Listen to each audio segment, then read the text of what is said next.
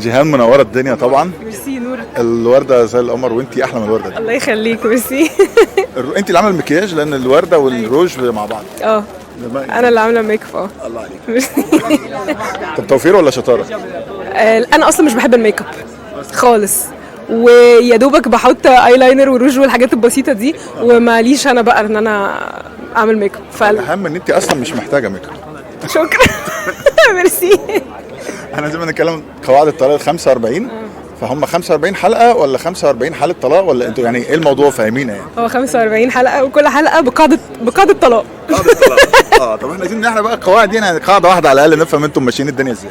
لا والله مش ماشيين الدنيا بحاجه، مسلسل لذيذ قوي، مبسوطه ان هو بطوله نسائيه، وبيتكلم عن العلاقات في العموم. حلو.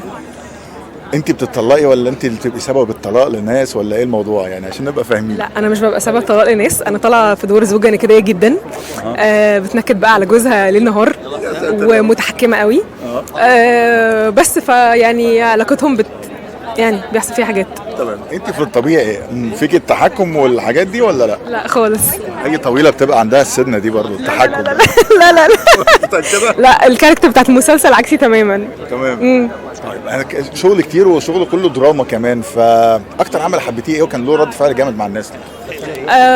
اللي جالي عليه فيدباك كبير قوي مسلسل نمرة 2. تمام. انبسطت قوي بالشغل فيه. كنت في رمضان كمان بين السماء والارض، وكان يعني طول الوقت شغل. ايوه بين السماء والارض كان دور يعني صغنون، كان دور لذيذ قوي بحبه قوي يعني عزيز على قلبي برضو. بس ايه. سينما اخبارها ايه معاكي؟ بعمل دلوقتي فيلم القاهرة مكة مع استاذ هاني خليفة ومنى زكي.